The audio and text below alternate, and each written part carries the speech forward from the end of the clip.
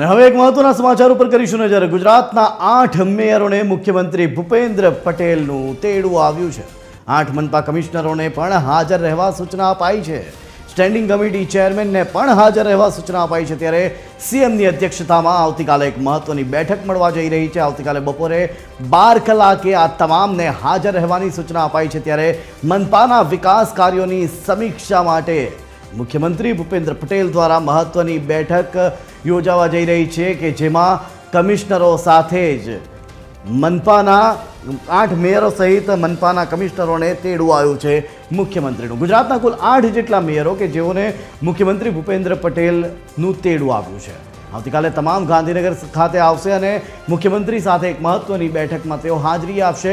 8 મનપા કમિશનરને પણ હાજર રહેવાની સૂચના અપાઈ છે। ત્યારે સ્ટેન્ડિંગ કમિટી ચેરમેને પણ મનપા કમિશનરની સાથે આવવાનું રહેશે ગાંધીનગર। આ જ મામલે વિસ્તારથી વાત કરવા માટે આપણી સાથે જોડાઈ ચૂક્યા છે associate editor Sonal Anadkat phone line પર। સોનલ, જણાવશો કે કમિશનર સહિત મેયર તમામને ગાંધીનગરનું હાલ શું છે, વધુ વિગતો કયા કારણથી બોલાવ્યા છે?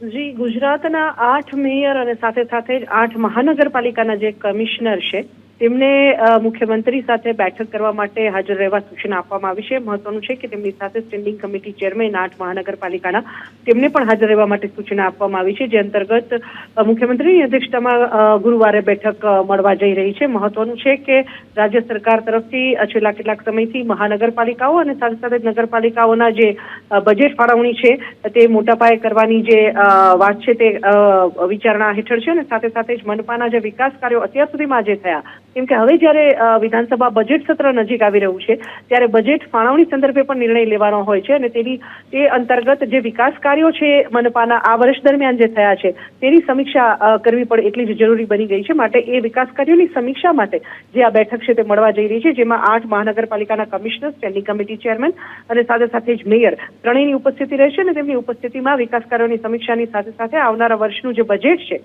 તે સંદર્ભમાં કયા પ્રકારની ફાળવણી કરવી, કેટલી જરૂરિયાત છે મહાનગરપાલિકાઓને, કયા પ્રકારના પ્રોજેક્ટ આગામી વર્ષોમાં હાથ ધરવા, આ તમામ બાબતો પર જે આ બેઠકમાં છે તે વિચારણા કરવામાં આવશે અને તે અંતર્ગત તમામને મુખ્યમંત્રી તરફથી સૂચના આપવામાં આવી છે બેઠકમાં હાજર રહેવા અંગે। જી, આભાર સોનલ સમગ્ર માહિતી આપવા બદલ।